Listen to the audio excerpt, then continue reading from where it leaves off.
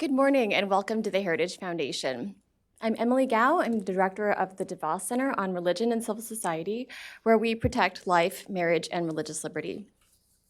For those of you who are in the audience now, we ask you to kindly silence your cell phones. We are delighted to join with many others across America to observe and celebrate National Adoption Awareness Month. The lives of millions of Americans have been profoundly enriched through the process of adoption. Vulnerable children have found permanence and security with forever families. And the lives of parents and siblings have been expanded and enriched by the addition of a new child or new sibling. The wonderful miracle of adoption that we celebrate could not happen without the critical work of the nation's child welfare agencies. They provide a lifeline between vulnerable children and welcoming families. Heritage is delighted to host this panel of experts led by our dear friend, Catherine Jean Lopez, Senior Fellow at the National Review Institute and Editor-at-Large at National Review. As she recently wrote, there are over 442,000 children in foster care, and more than 100,000 are eligible for adoption. We've got 330 million people living in the United States. She described this as a national call to love. One of the members of Congress who has courageously responded to this call to love is Representative Robert Aderholt. He has served for 12 terms in Congress, representing Alabama's 4th Congressional District. In addition to serving as House co-chair of the Congressional Coalition on Adoption, in the 115th Congress, he introduced an amendment to protect faith-based adoption. Representative Aderholt said that this amendment, which passed the committee, addressed two serious problems currently facing our nation. First, he identified the opioid epidemic that has caused the number of children in foster care across America to skyrocket. And second, he noted that several states and localities across the country are not allowing religious organizations, such as Catholic Charities, to operate child welfare agencies. The reason for this is simply because they, based on their religious convictions, seek to place every child with both a mother and a father.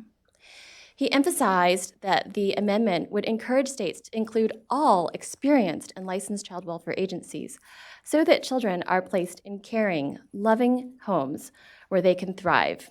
We need more support for these families and children in crisis, not less. We couldn't agree more. Please join me in welcoming Mr. Aderholt.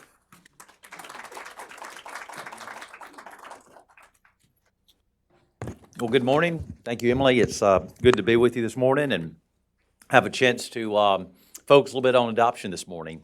A perfect day to have an event like this. There's not a lot going on in Capitol Hill today, so we need some more excitement. But no, seriously, when you look at things that really matter, the things that we're talking about here is utmost importance, and will have a great impact. When I first learned that about this particular topic, and I think the official topic is adopting a culture of life and love. My thoughts was, why would you get a member of Congress to talk about life and love?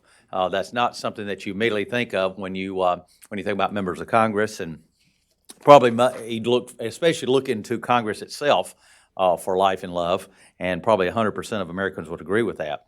But I very much appreciate the invitation to be with you this morning and to talk about this culture of life and love, where it comes from, and the role that definitely public policy can play in that. Our belief, our ideals, and the very way of being, the very ideas of life are really rooted in the way that we're raised, and the values that are instilled in us by our parents as children are in most cases the values that we carry forth in our life from day to day. If someone asks me why I'm pro-life, why I'm pro-family, why I'm pro-child, you can look squarely at the lessons that I actually learned growing up as a small boy. It was at an early age that I learned about the sanctity of life, from Sunday school songs that echo those themes of "We are precious in His sight" to "Little ones belong to Him, they are weak, but He is strong." Life was the original gift given to us by the Creator, and it's only God who can take that away. Let me say that I am not naive to think and to believe that everyone holds the same strong connection between faith and sanctity of life that I do. But no matter what someone believes or doesn't believe, everyone, I think, deep inside understands that life is precious and that life is a gift. And being pro-life, it also comes with responsibility. It's not enough to say to someone, I'm pro-life, and then just merely walk away. Just say no really isn't enough when it comes to abortion. Women find themselves with an unplanned pregnancy and they need support. They need assistance, and sometimes they just need a loving shoulder to cry on. And sometimes they need help to find adoption resources. So being pro-life means not just pro-birth, but being interested in the welfare that of a child during the entire formative years of that child. As I mentioned earlier, I was blessed to be brought up by parents and grandparents who raised me in church and taught me that faith was a big part of our day-to-day life. They taught me more by their example and really than their words, but they certainly did by their words as well. They taught me that faith in God and duty to my community and duty to my country were of utmost importance. They raised me to believe in a culture of life and of love.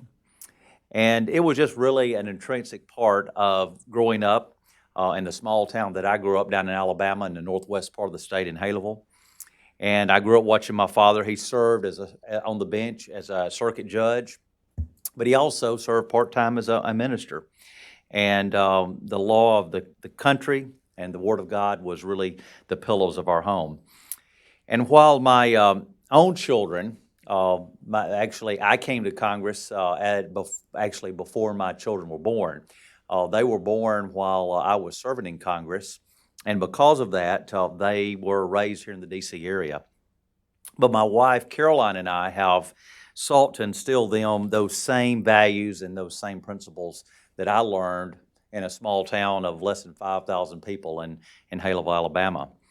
And we have worked to open their eyes to the needs of their community and the world around them. Almost 2 years ago, I was honored to be I was asked to serve as the Republican co-chair of the Congressional Adoption Caucus in the House of Representatives. And that caucus is the largest bipartisan, bicameral caucus on Capitol Hill. And I'm incredibly proud of the work that the coalition is doing and also that the Institute is doing on a day-to-day basis to promote these policies and outreach on adoption-related issues. But they do more than that. They also have programs such as reaching out to older children who are in foster care and allowing them to come to Capitol Hill and have internships. And when I was asked to serve in this role as the co-chair of the Republican caucus, I was very happy to do so. And it's a bit odd in my role because both of our children are biological children. We don't have adoptive children. Some of the co-chairs do. But I think regardless of whether you have adopted children or whether you have biological children, adoption is something we can all get behind and we can all support. This month is especially big for the caucus and for the coalition as we will celebrate, and as we are celebrating and recognizing National Adoption Month. One of the things that will be going on this week will be the big adoption gala that we will have here in the Washington, D.C. area, and where we recognize many of the people who have been really angels in adoption that have really stepped up to the plate and really gone beyond the call of duty. And one of the main goals is to really just to raise awareness of the millions of unparented children, not only in the United States, but in the world. And that's one distinction I want to make because I think it's important that we sometimes think that there's only children here in the United States that need to be adopted. And I'm of the viewpoint that, yes, there are children here in the United States that need to be adopted, but there are children literally around the world that need to be adopted and that are looking for a home as well. And I think there are room for both of those. Unparented children, whether they be babies, whether they be toddlers, whether they be teenagers, whatever their situation in life, sometimes they're born with disabilities, and some of them are born abused by their parents. Some of them have lost their parents to opioids and other addictions. And some have just lost their parents to natural disasters. I was able to see that firsthand when I was able to go down to Haiti back a few years ago. And it was a few years after the 2010 earthquake with the Congressional Adoption Caucus. Chelsea's, who's with us this morning, helped organize that trip, and she was with us as well on that trip. So you really get to see firsthand that the needs are not only here in the United States, but the needs are also very great around the world. There are over 437 children in the foster care system in the United States. And as Emily mentioned a little bit earlier, over 125 of them are waiting for families to adopt them. 65% of the children in foster care in the United States are age 10 and younger. Each year, nearly 20,000 kids age out of foster care system without ever being adopted. 20% of that group will become homeless at 18 years of age when they age out of the program. And what's even more startling is that 97% of them will never graduate from college. 30 to 50% of foster parents actually every year leave the foster care system.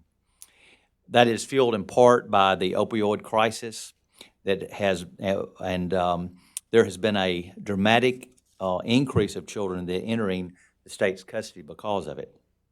The number of cases of children entering the foster care system due to parental drug use has more than doubled since the year 2000.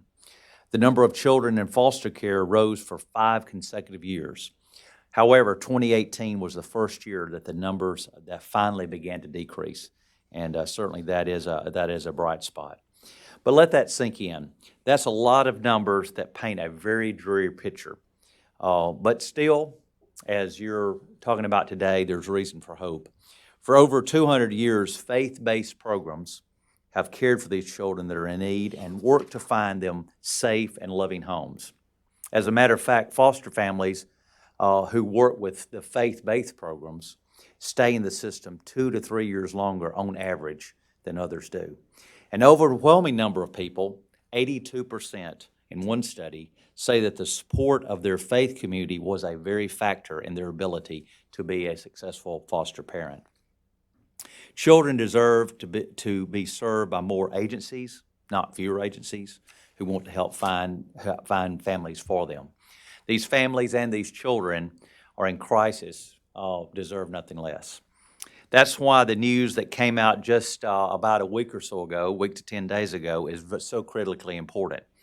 I got a call from the Deputy Secretary of Health and Human Services in the Trump administration, and they wanted to let me know that they're putting the needs of these vulnerable children first by reversing the Obama administration decision that crippled the role of faith-based organization in foster care and adoption. And when you actively exclude willing organizations whose really faith is at the heart of those missions, the Obama administration really hurt children who were most in need of protection.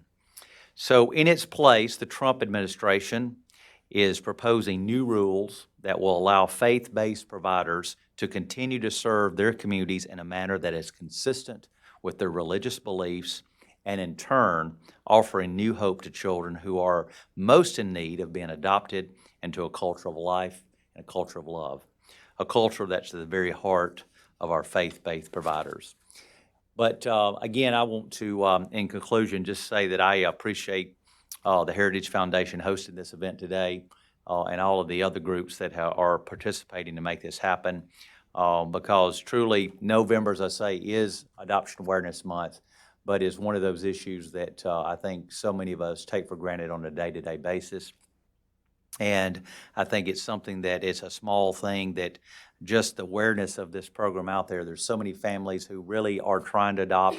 I think we should make it easier rather than make it more difficult. Of course, we want the programs to be safe for the children. We want them to make sure that they are in a good place, but at the same time, we don't want to make it so difficult and so burdensome on the families that it's prohibitive for them to adopt children, especially those who are really wanting to adopt and really can provide a great home for these children. So thank you for the opportunity to come join you this morning and to share with you a few thoughts.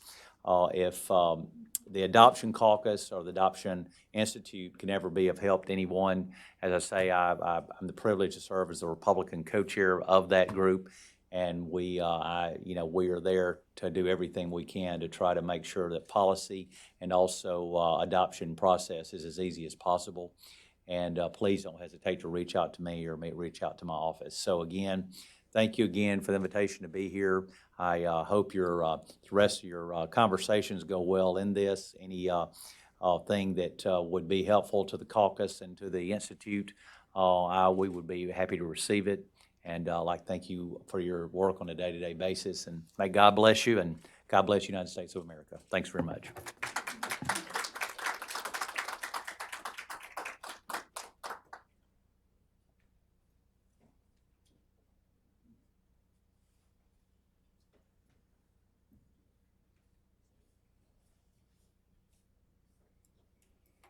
Hi, I'm Catherine Lopez from the National Review Institute, and I just want to welcome our panelists up to the stage here. Thank you all for being here today. And so we have here Naomi Schaefer-Riley, who has been reporting and doing analysis like no one else on these issues of adoption and foster care, Herbie Newell and Monse Alvarado. And each one of the panelists, I want to start by asking you to give your assessment of what's going on here. Naomi, from your analytical reporting point of view, Herbie from your front lines ministry point of view, and Monse from the religious freedom point of view that's drawn you in to be an advocate on these issues, and in a way I don't think you expected. So Naomi, if you would take a few minutes to give your opening thoughts. Sure. Well, thanks, Catherine, and thank you to the Heritage Foundation and National Review Institute for hosting this event today. So I guess I would like to, I think there are a lot of people in the audience who know kind of a particular part of the, let's say, the child welfare life cycle. But for those of you who are watching at home, and for those of you who are kind of interested in the whole picture, I'd like to kind of provide you with a little bit of a walkthrough. So I think where many of us know that the child welfare situation starts is with a call to a hotline. Often those come from mandated reporters. Those include, of course, teachers, psychologists, pediatricians, people who are close to the children who see some evidence that a child might need to be removed from a home or that an investigation is warranted. These child abuse hotlines, particularly in our major cities, are completely overwhelmed. They receive tens of thousands of calls each year, and often we don't have enough information available to the people answering those calls to give them a good idea of what should be done next for a child. Then we are often sending people to these homes who often don't have a great deal of expertise. They're often young. They often don't know the job that they signed up for when they volunteered to work for Child Protective Services. And I use the word volunteer sometimes because we don't pay them very much. It's true, and we give them too much work. But I also don't think that we are recruiting the right people for this job. We're often recruiting people who say that they're interested in putting families back together, which is, of course, a great thing for them to want to do. But the initial investigation, we are actually often looking for them to do something more akin to law enforcement or police investigation, and we don't tell them that up front. One sort of area that I think we could use kind of some improvement on. I've seen a lot of promising work in the field of predictive analytics to try to figure out which cases need to be most urgently investigated, and I'm happy to talk about that a little bit more maybe later in the panel. There's a lot of opposition to the work of predictive analytics because people think it's going to be like Minority Report and that we're going to try to read people's minds and figure out what they're going to do ahead of time to their children, but also also because of the racial disparities that people think it will produce in child welfare outcomes.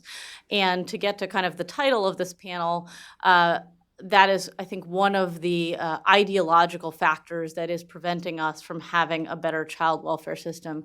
There's a great misunderstanding about the role that race plays in our child welfare system, and I think we need to work on educating the public about that in order to understand how to improve the situation. So the first thing that I will just say about that is that the racial disparities in this country start long before child welfare gets involved. Most importantly, I think in this framework, they start in family structure. And unfortunately, because family structure influences so greatly child abuse and neglect, I think you're about 10 times as likely to be abused as a child if you have a non-relative male living in the home. That is where we need to think about our efforts more than trying to correct them much later in the system. So then I will kind of try to bring us more toward the area of foster care and adoption.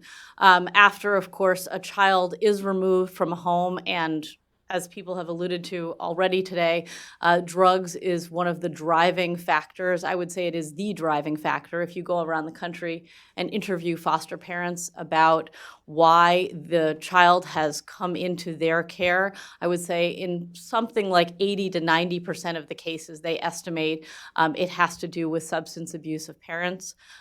We are not being honest about that. There are many states that actually report 0 cases of substance abuse being the driving factor in removing a child from a home.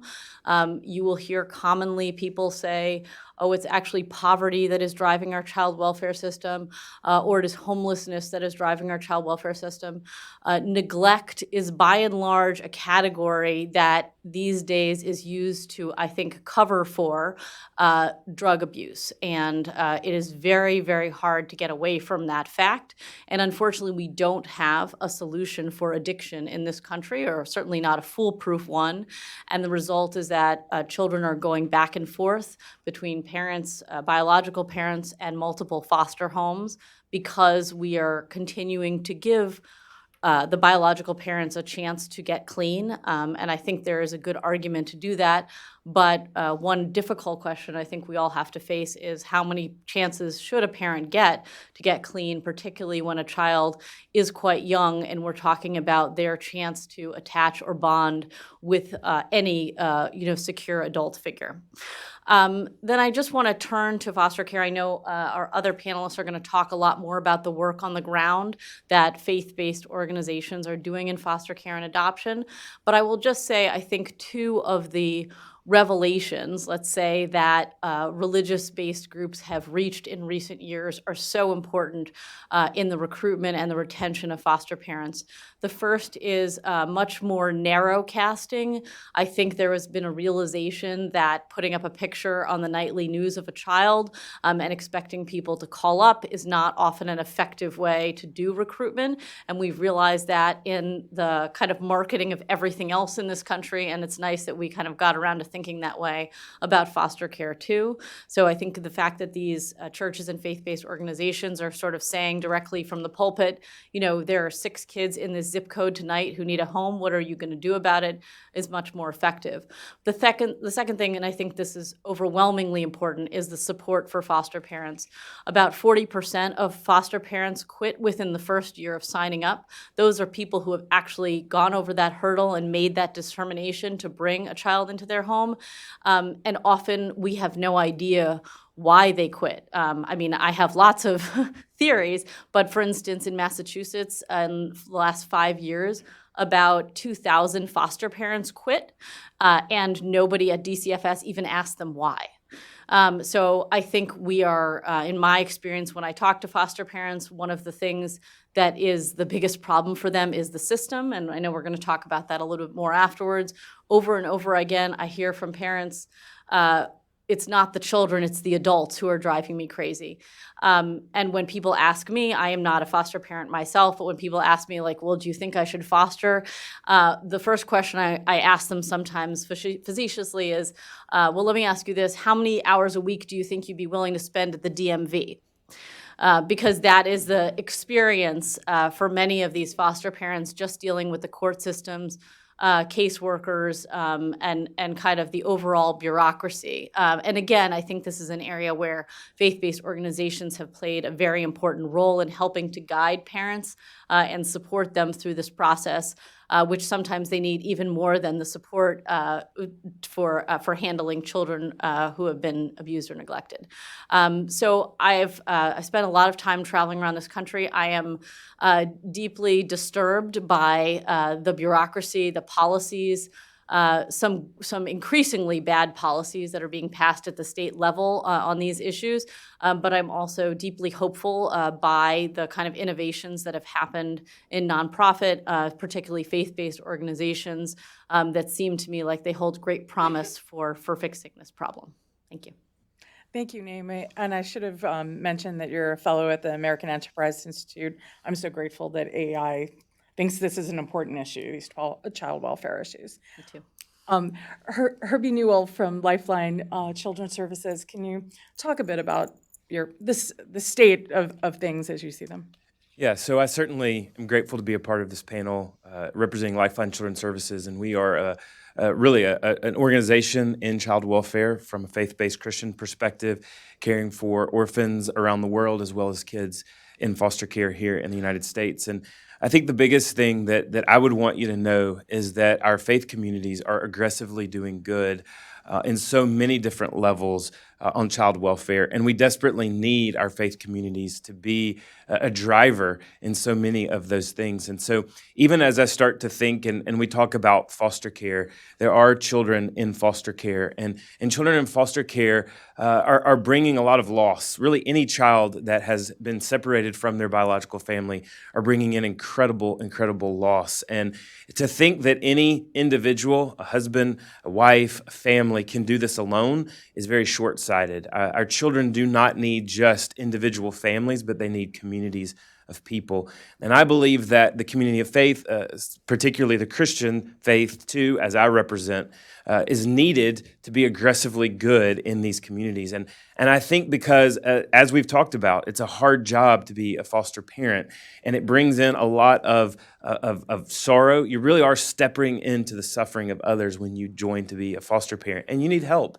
You need someone that can come alongside of you. And so we don't need to just encourage our communities of faith just to be foster families, but to encourage other foster families and to come around and really help the system in that way. As I look around the world, it's the church that has led many times in caring for orphans around the world, not just here in our own country, but in other countries. And we need to continue to allow the church to do that. We need to continue to allow ways for the church to do that. But as I start, the biggest thing that I believe that the church and faith-based communities bring is a system of support for foster families and for those who are aggressively trying to engage with foster children in our country. The second thing really hitting on foster care that I believe faith-based communities bring is reconciliation. You know, the biggest thing I believe that we need in our country is a better system for reconciliation. We don't need to just be moving so quickly to removing kids from their families of origin, placing them in foster care, and then getting permanency through adoption before we truly look at reconciliation with their families of origin. And we need to come alongside of those families. Many times these families are broken.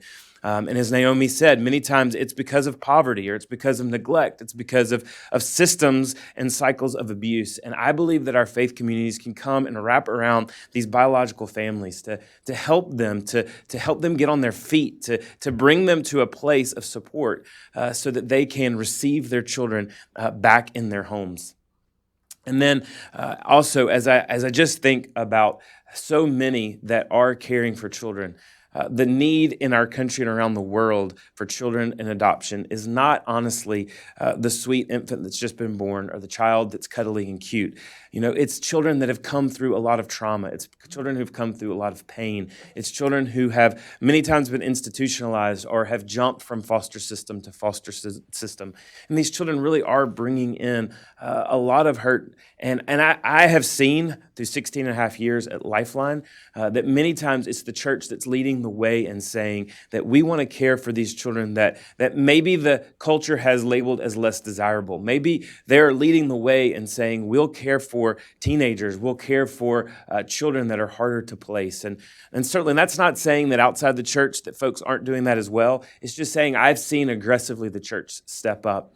And then I guess just because we are talking about ideology as well, I think it would be very short-sighted for us to bar the door for any organization or for any group that's following the law, that's doing good for our children, not to be able to participate. And so any laws, any strategies that are aggressive to keep out faith-based or other child welfare providers who are doing a good job following the laws and taking care ultimately of children, I think are very short-sighted.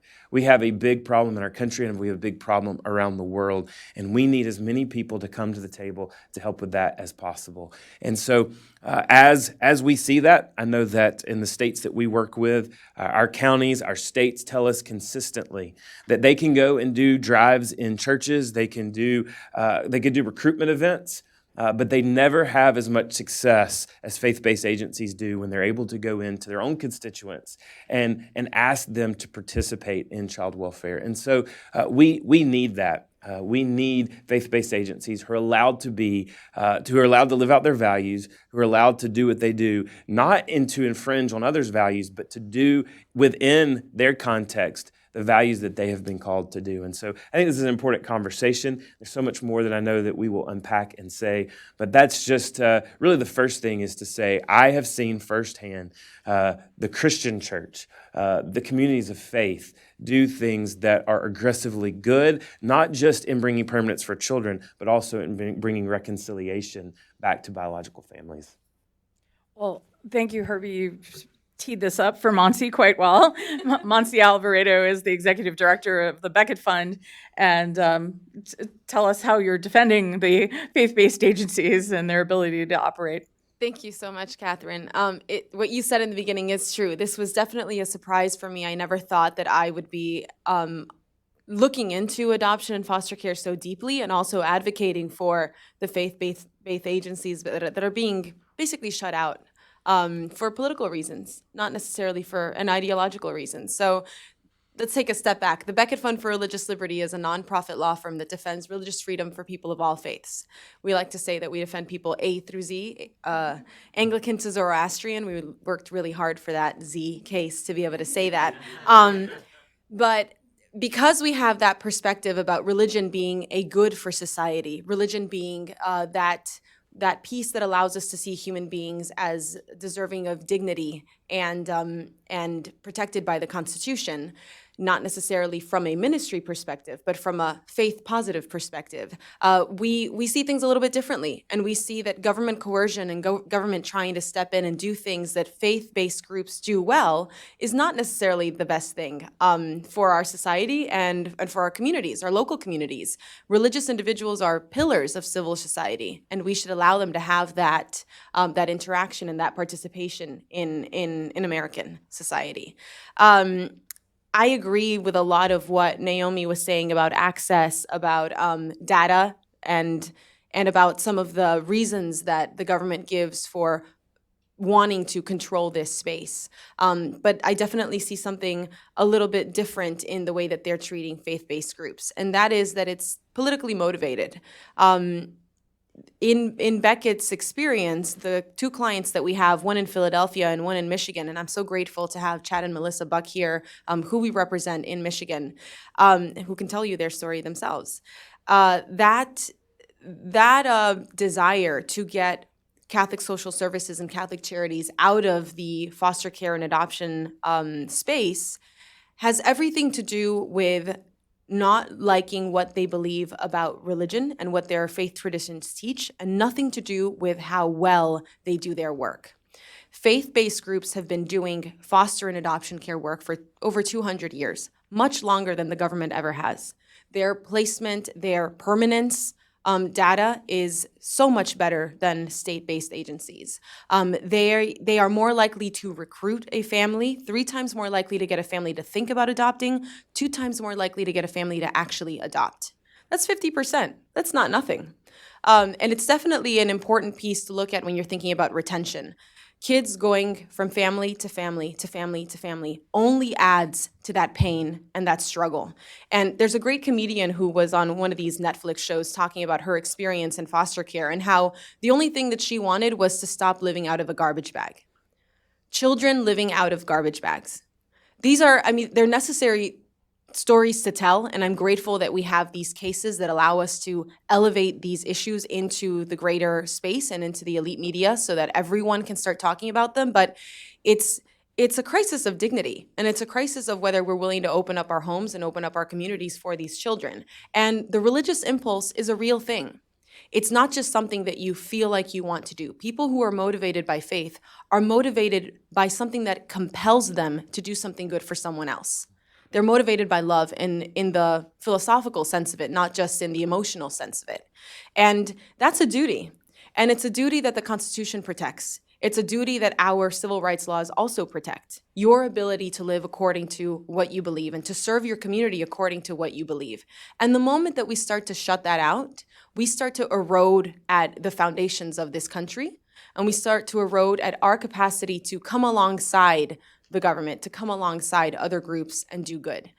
So that's really the take that we have on this, and we are grateful that we've got 2 cases, one currently waiting to be taken up by the Supreme Court and another that just received a great win in Michigan. It's the first time ever that a court affirms that faith-based agencies do have a place in this. We've seen agencies shut down all over the country. This is something that's been happening for about 11 years where people have just decided, I can't work in this space. It's going to be too hard. I don't want to have this fight over what I believe about human sexuality in public.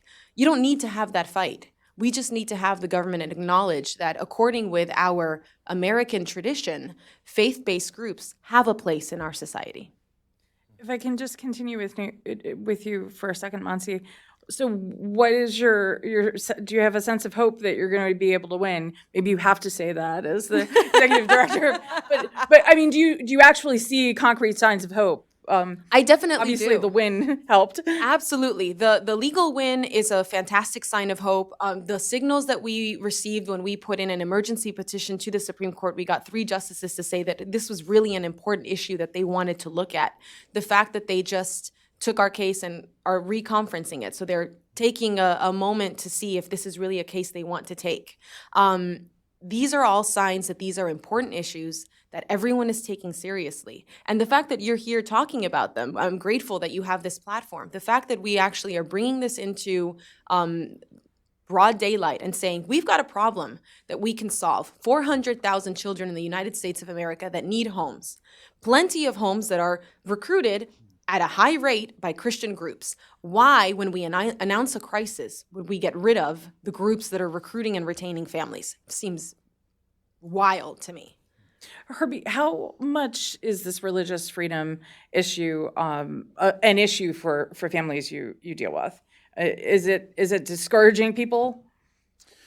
I don't think it's discouraging people per se, but I don't think it's necessarily affecting the families on the front lines initially until the organization that they've worked with for so long is being threatened from existence.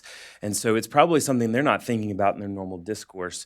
I will say, though, families do tend to prefer those organizations that have the same values that they do to work with, because there's a fear in child welfare, and there's a fear from faith-based families that could there be a day where the government decides, because of my own faith, my own children are going to be removed. And so there's such a process to become a foster adoptive family that you're literally stripping your life bare. You're showing everything that you have. You're showing all of your cards. You're allowing people to come into your home when you have a foster child in your home to review what you're doing, how you're doing it, looking at your other children. And so there is a great fear from foster families even that, will I be hampering my biological children by opening myself up to such scrutiny to the state. And so to have the ability to go and work with a faith-based agency that knows what they believe, that believes what I believe, and is going to lead me through that process, that is so reassuring to these families. And I think in the same way, let's just say it too, like there are those who don't have faith.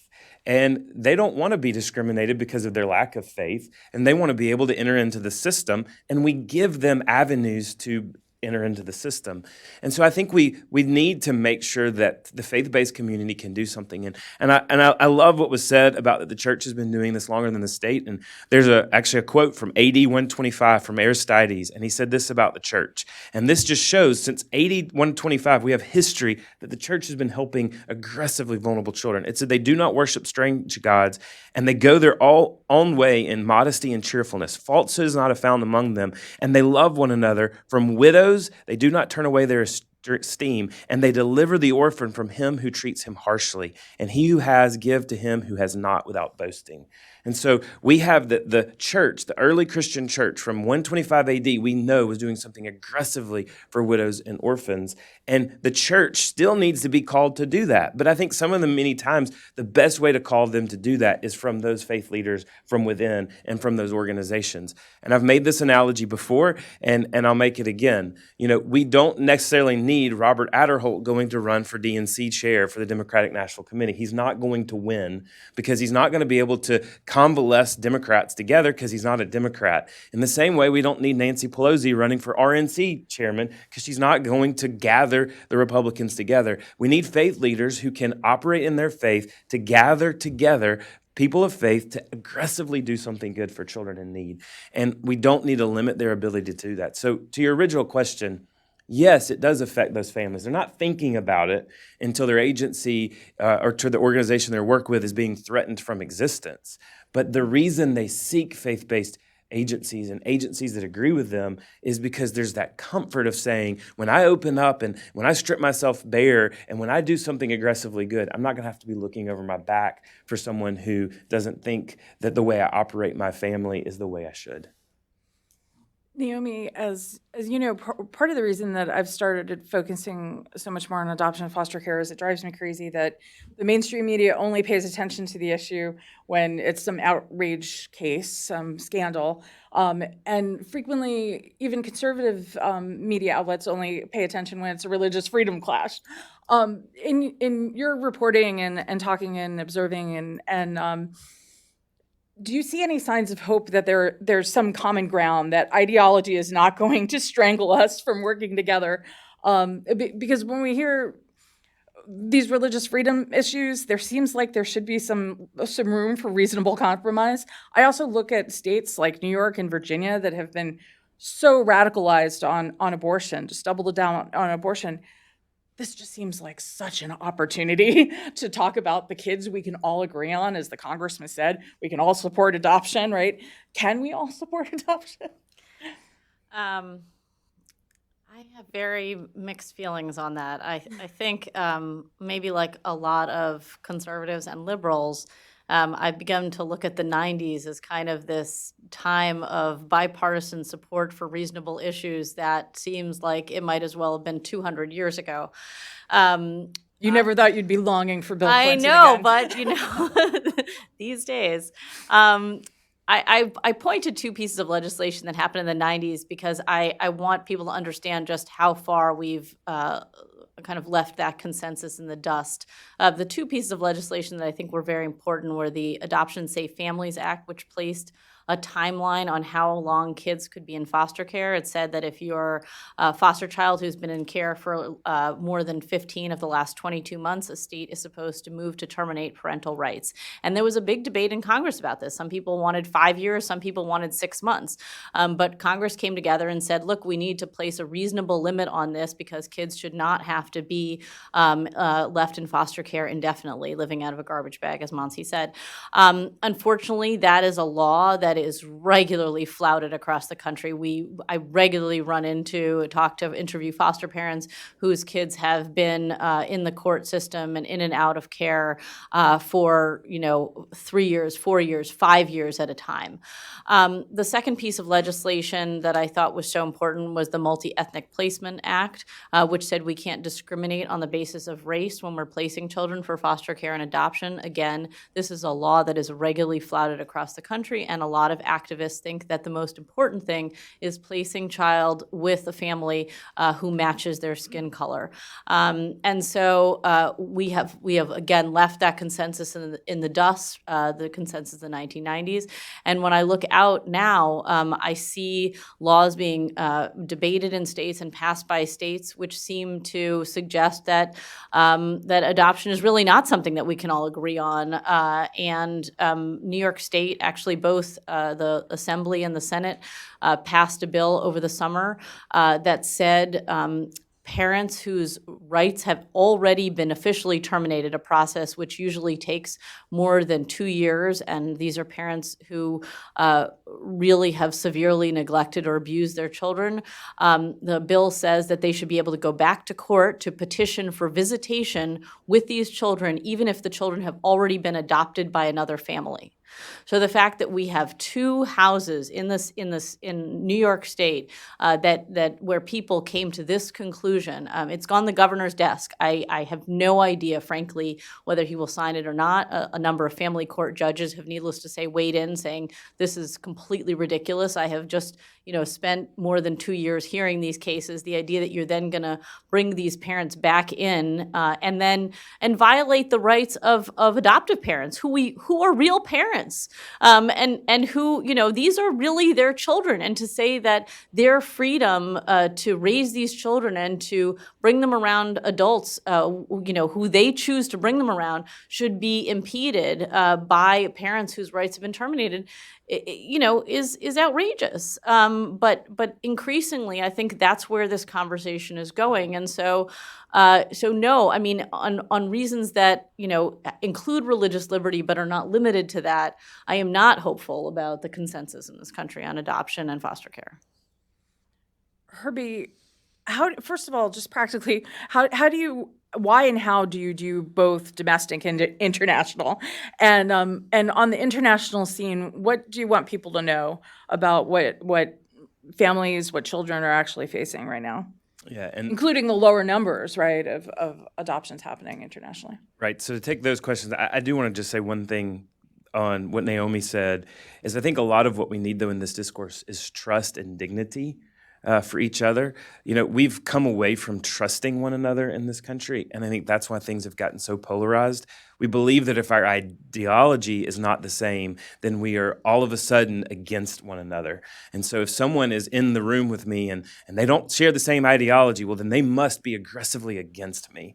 We have got to get away from that. We can have 2 different ideologies and still have dignity one for another.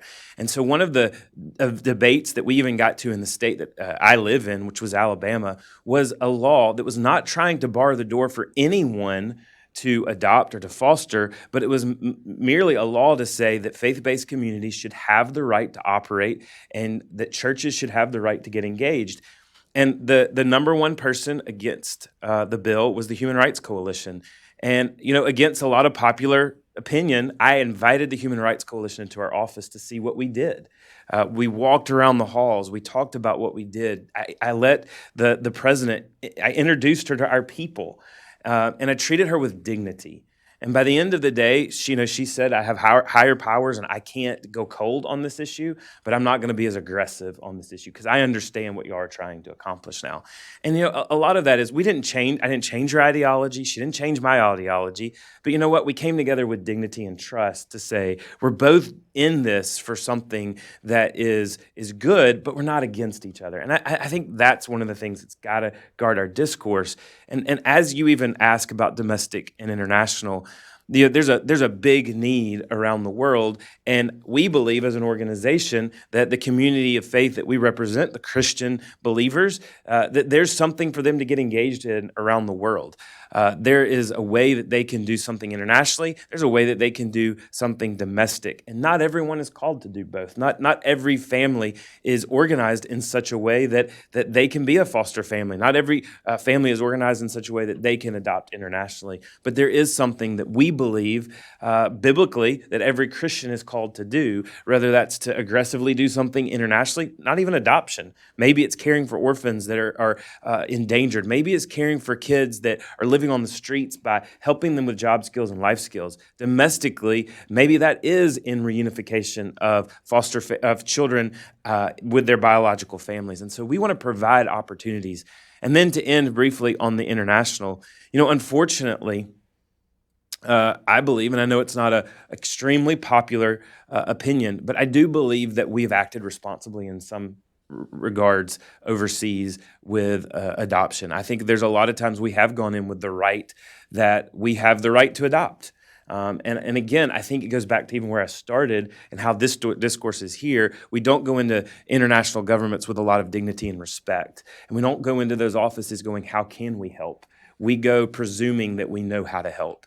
And I think that's what we need to do as well, even in our own country, is as churches, as communities of faith, we don't need to just barge into our county office and say, I'm here to help and here's what I'm going to do. But we need to go have a discourse with those leaders and say, how can I help? What can I be doing? What are the needs that you have in our county? And how can we be doing something aggressively about that? And so, narrowing that back down, because of some of the problems that we've had internationally, because of some of the presuppositions that we've made of how we can help and what we can do and the rights that we've taken, there has been an outflow of policy to try to police that. And that policy has become overburdensome. That's where I agree. It has become overburdensome. We have to acknowledge that there was a problem that needed to be fixed. But unfortunately, it became over-politicized. And intercountry adoption is still very much needed. There are kids around the world that need the homes from the United States and to be brought into the United States through adoption. And we've got to make sure that we do two things. One, that we are self-policing and keeping accountability to make sure that those processes are safe, that those processes are legal, and that they're in the best interest of children. But second, we don't need to overly police and overly drive policy so much that the good organizations that are aggressively trying to do good can no longer operate because it's become so burdensome. Monsi, I share some of Naomi's definite frustrations and worries about the future here. I'm wondering, one of my hopes is that cases like yours are this huge educational opportunity, right? And to see not just that there's a conflict here, but that to shine a light on some of the beautiful women and families in Philadelphia, in the Michigan case. Is there any preemptive work that can be done in that realm to avoid a situation like you have in Philadelphia right now, where really you can't understand it as anything other than ideological, right? Because there was no actual complaint. It was just, no, we don't agree with your views, so we're going to stop this now. Do you share the thought that this is an opportunity, and is there work that we can be doing to prevent future Philadelphias? Yeah, I agree with you that in Philadelphia it's a shame. Pennsylvania completely at the state level as well. It's a shame because there has never been a complaint against a religious agency. No couple, no LGBTQ couple has come to an agency and said, you are not serving me. So we spent a lot of time talking about these issues, and yet frequently there are not actual complaints. There are not actual complaints. No one's actually not being served or not having access to children, right? And we've had discussions with Walter Olson at the Cato Institute, who doesn't agree on traditional marriage, as some of us may, but but he is so adamant that we need more, not less, people Absolutely. available to be foster and adoptive parents. And so I think that's where the opportunity is. It's in building bridges. It's in bringing people in to see what you do and educating ourselves, because we used to live in community. We used to know our neighbors really well. We used to know that, oh, so-and-so isn't the best person for you. It's not that they don't want to work with you. They're not the person for a disabled child. They are not the person for a Hispanic child. They're not the person to understand all of these different nuances that are so important in building your family or in creating a really beautiful, safe, and loving space for a new child to come into your home. Who helps you build that? You need all the flowers in the garden, and you need them to all be completely different, different colors, different styles, different expertise, right? I think we're all realizing that. We thought that foster and adoption care was this cookie cutter space. Government identifies a child, find a family, place child, done. No, it turns out it's much more complicated than that, and that we need so much more. As we discover different ways to work with children with autism, children with learning disabilities, we need that expertise. And that only comes from learning from each other. It only comes from knowing that there are other people that are doing this better than I am and going in and asking them how, and forgetting that maybe there are some small differences. There are some things that we don't agree on. That shouldn't stop us from the greater good, right? So I'm hopeful about the conversation. I do think that in our cases, there's real animus there. There's a real hatred for the other person that is driving this conflict, and a decision that they're not good enough to be a part of this system or to be a part of the solution. That's the sad part. In Michigan, you had a wonderful law that protected faith-based agencies, where the government had come together and decided, we want to protect these groups because they're an important part of what we do. They're a part of the solution, not the problem. And the Attorney General ran on the platform that she wanted to get rid of these groups because of their religious beliefs, not because they're not good, not because they don't do great work, not because they don't have great placement capacity or wraparound services. They have all of that because she didn't like them.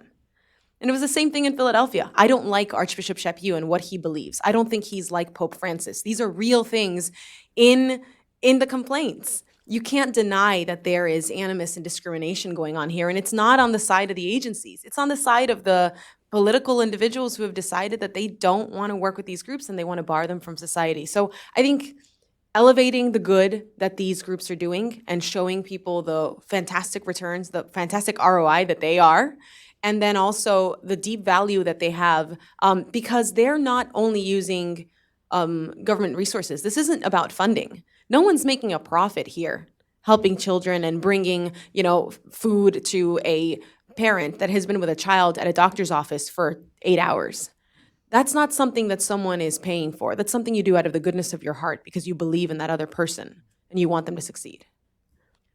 I just wanted to add one of the things that I think kind of connections that we're missing. A lot of people talk about the number of placements in foster care. And one of the reasons that we have a high number of placements in foster care is that there's no slack in the system. There's a shortage of foster families. And what happens in a child welfare agency when they're trying to place a child is that they have to sort of say, well, this is the only house we have available. So that home may have said, I don't want to take multiple children, and you sort of push on them, well, I have these 2 kids, could you just take them, for a couple of weeks until I find somebody else? Well, that turns into another placement, that couple of weeks.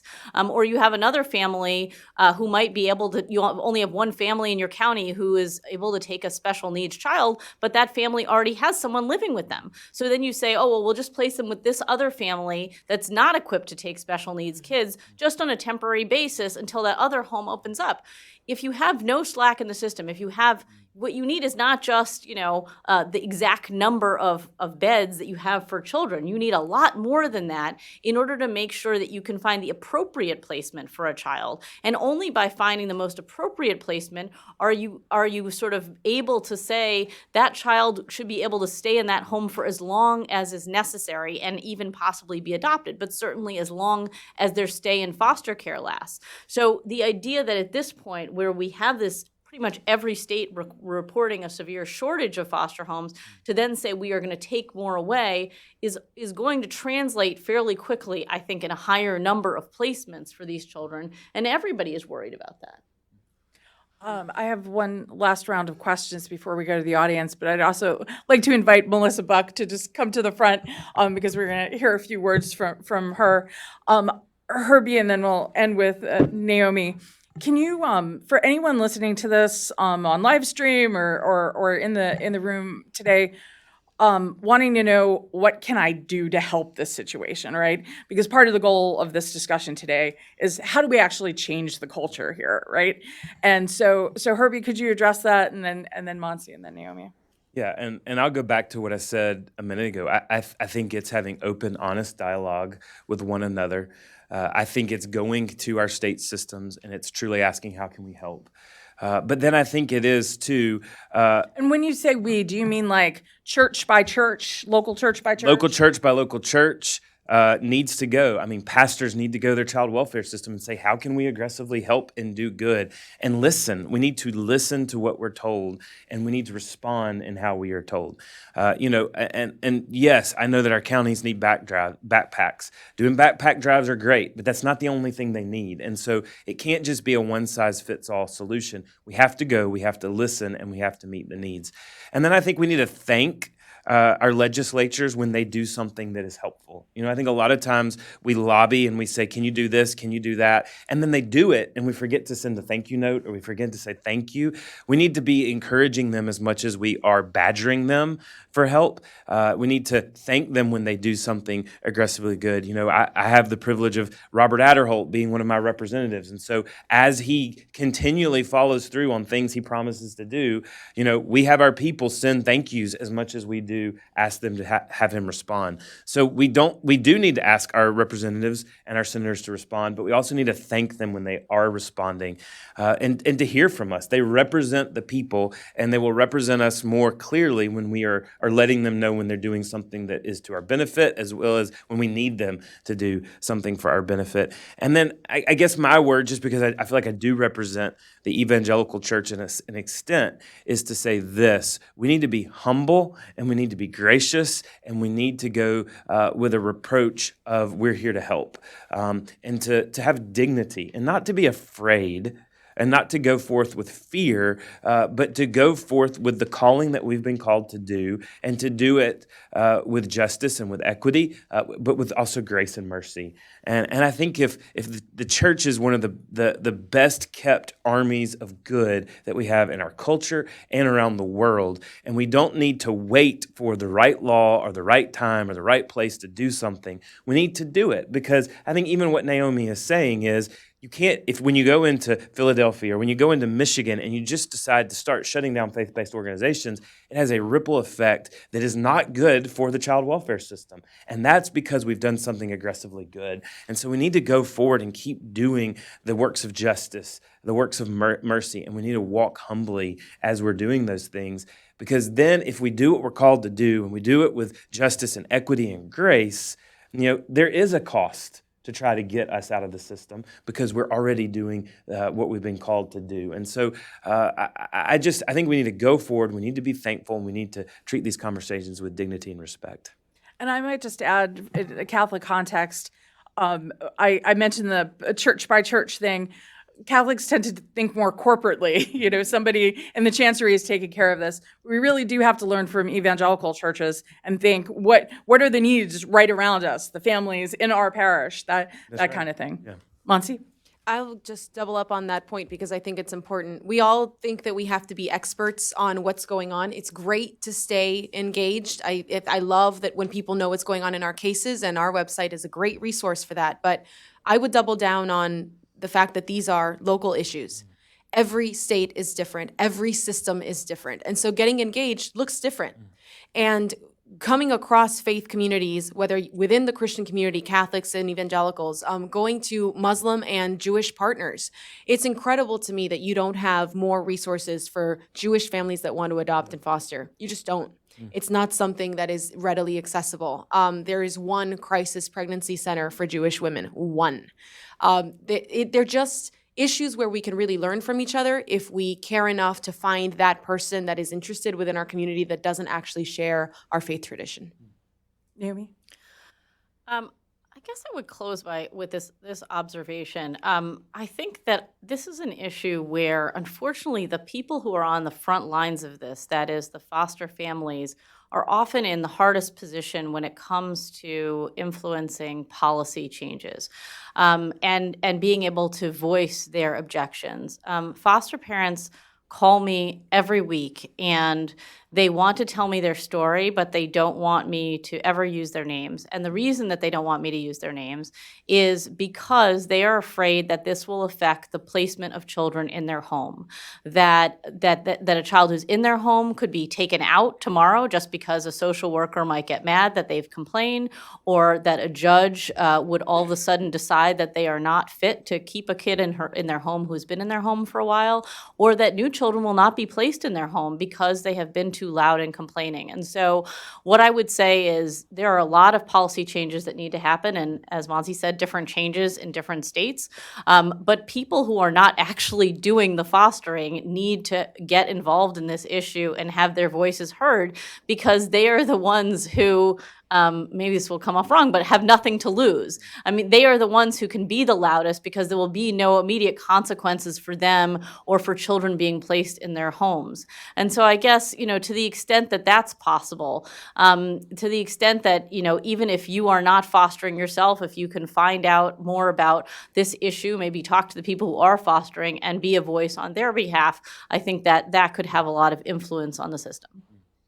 And Melissa, thank you so much for what you do and the fact that you're having this religious freedom fight on top of it, right? On top of saving the lives of children along with your husband, Chad. Melissa, why is your case important, and why has this all been important? Okay, well, first, can I just say preach? But my name's Melissa Buck, and my husband, Chad, and I have adopted 5 special needs kids from St. Vincent Catholic Charities in Lansing, Michigan. So about 2 years ago, we heard that our agency was coming under fire for holding to their faith. And we were shocked and very confused because our agency recruits more foster parents than any other in our county. St. Vincent's is known for placing sibling groups, minority children, and special needs children at a higher rate than anyone around them. For proof of that, we have all 3 in our family. They work closely with their foster and adoption families long after their cases close. And, well, I guess it's true what you have said, that foster care is hard and it's easy to quit. It's often really isolating. And the court system, it is very frustrating. But our agency, St. Vincent's, sees this and created a support group for foster and adoptive families, not just from their own agency, but all across our county, including LGBTQ parents, because their support is for everyone. So when we heard that our agency was coming under fire for holding to their deeply held religious beliefs, we could not sit back and allow it to happen. And we've been honored to speak up for our fellow foster and adoptive parents, our agency, and these vulnerable children while bringing attention to the discrimination that St. Vincent's is facing. Well, thank you so much. Hey, thanks. And does anybody have any questions? We have time for 1 or 2 before I give the floor to Chelsea.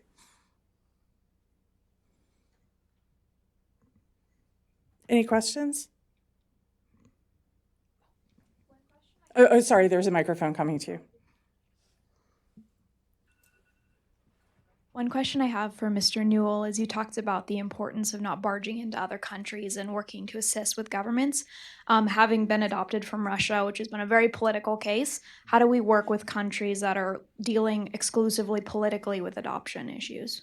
Yeah, and I think that is where I come back and say we do need our government to be aggressive as well in going into these countries where there are politically motivated opportunities.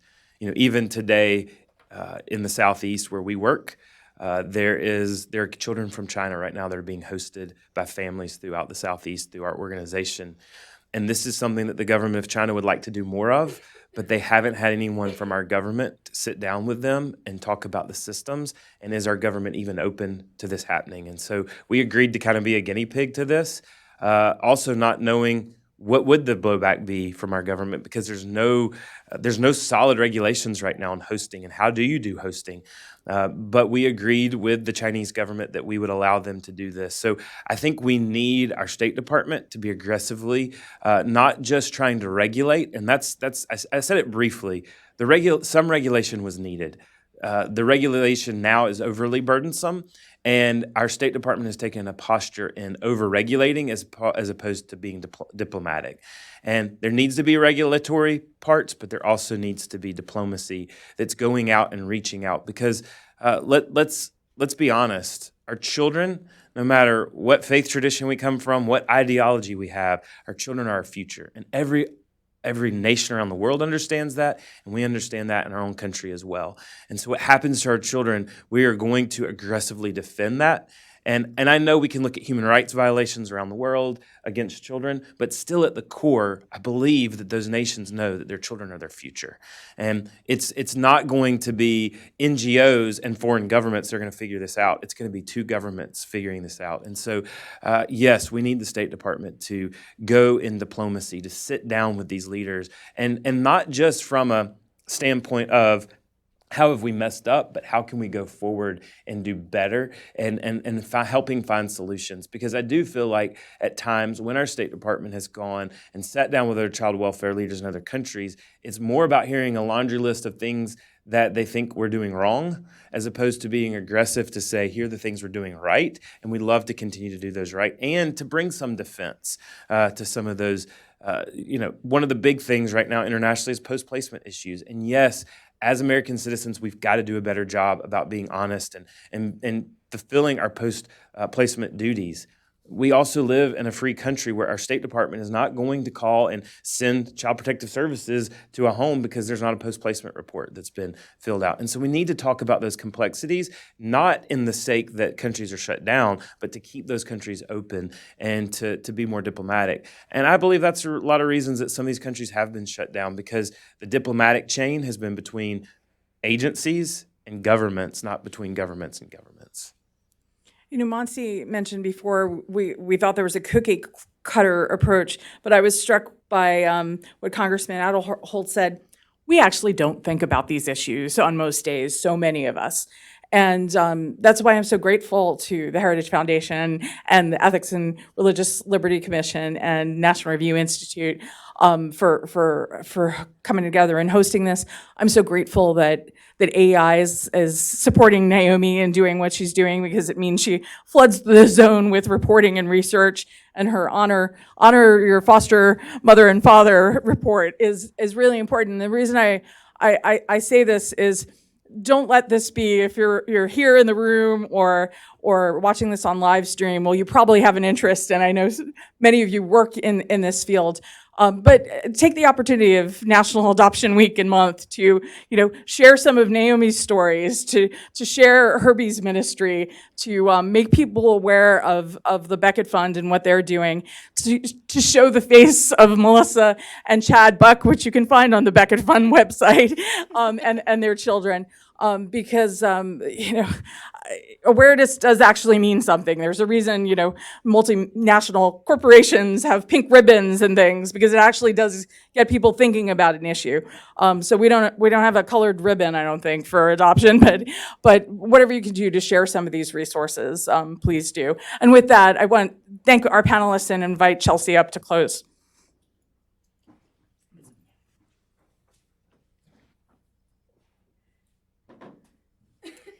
Thank you so much, Catherine. When we were brainstorming the idea for hosting this panel, I basically wrote out all of my favorite people and invited them. And there's so many, we could have a panel of 10 people. And I'm just so grateful for each and every one of you and your work and your sphere of influence and ministry. I just wanted to share a couple reflections on what we've talked about and just my personal work on this issue. But to thank you guys too. I know there's a lot going on in Washington today, and you could have been anywhere else. So we're grateful to you here and to those watching online. But this issue is near and dear to my heart. I enter into these issues from multiple different perspectives. I cut my teeth on child welfare policy on Capitol Hill. I used to work for one of the former co-chairs of the Adoption Caucus. And I'm so grateful that Mr. Aderholt was here. I actually did get to travel to Haiti with him, and it was my first time to a third world country. And we entered into some of the orphanages and held the babies. And one of the stories that has stuck with me that will stick with me for the rest of my life, we entered into this orphanage and walked around, played with the young children, and there's this hallway, and there's this little boy in the hallway, and he was in a wheelchair. The orphanage director shared with us that they had found him in this pit somewhere near the orphanage, and they took him in, cared for his social needs, and his name was Wilson, and he was just the most joyful little man you've ever met. And he was sitting in a wheelchair, and above him was written out the song lyrics to the song "You Are My Sunshine," and it just stuck with me, of this little boy in Haiti. He doesn't know anything else other than his life in this institution, and his story really stuck with me. And as I have the privilege to go advocate for little Wilsons throughout my work. So I cut my teeth on child welfare policy, and when I entered into that work, I had no idea how complex it was, and learned kind of from the top down what the policy looks like. Since then, I have become a CASA in DC, which stands for Court Appointed Special Advocate, and went through the training and learned from the ground up child welfare policy, at least DC. Everyone said it, but each state is so different as far as the laws and what that looks like. So I've entered into these issues from that perspective, but I've also entered into it because of my own personal story. I was adopted as a young child from Eastern Europe and grew up with 5 adopted siblings. We always joke in our house, it's all international. We always joke that the most exciting time in our house is around the Olympics because we're all cheering for different countries. So adoption has been my normal for as long as I have been alive. And so I enter into it from a very personal perspective as well. And it has been such a joy to get to work on these issues. I just want to reflect on, it was mentioned earlier, the new data that was released last month on the number of children in foster care, the number of children that have been adopted. For the first time in years, the number of children entering into foster care has declined. And there's many different reasons for that. Naomi could probably dive a lot deeper into that. But the number that encouraged me the most is the number of children that have been adopted out of foster care. That should greatly encourage us that those thousands and thousands of children have found a forever home. I know there's a lot of work to be done on these issues. As hard as we work, there's always going to be vulnerable children in this world, domestic and abroad. But we should pause and celebrate the good work that has been done. Celebrate all those children have homes now forever, and allow that to further spur our work in these spaces. I want you to leave with two points. Number one, the importance of a flourishing, pluralistic society. I so appreciate Herbie and his humility and gentleness in approaching these conversations of holding truth and justice in one hand and grace and kindness in the other hand, and the posture of listening, but also allowing and inviting everyone to the table. We know that there's so many children in need of care, and keeping the vulnerable children at the forefront instead of politics at the forefront, and allowing each agency to serve vulnerable children, I think is so important to a flourishing society. And then the last thing I want you to leave with is I am personally so spurred on by the work of William Wilberforce, who helped reimagine a society without slavery. And we know a couple hundred years later that he was successful in his endeavors. And I'm constantly spurred on by helping reimagine a world where there are more than enough foster families so that we can have that flexibility, where there are more than enough agencies serving, where no child goes without a home or a family. And I am constantly spurred on by that, helping reimagine what a society could look like and what a world could look like when we all step in and care for the world's vulnerable children. Each one of us has a entry point into these issues, I think. Some of us have a very personal story. Some of us have adopted or been foster parents. And others of us, your entry point into these issues might be financially helping someone who wants to adopt or foster, or what you might have abundance of might be time, and you can volunteer in these different things, or you could use your platform and voice to write and to speak and to advocate. But our president, Dr. Russell Moore, talks about these issues like the Great Commission of everyone is called to go and tell, and everyone, at least from a Christian perspective, it's a commandment to care for widows and orphans, and so each one of us has an entry point into these issues. And so I would encourage you to join us in reimagining what that society could look like, where our vulnerable children have love, permanency in their lives. And there's lots of work to be done, lots of policy to push forward, but I am encouraged. I think there's lots of great work to be done that hasn't done to be done. And so with that, if you'll join me in helping thank our panelists. Thank you.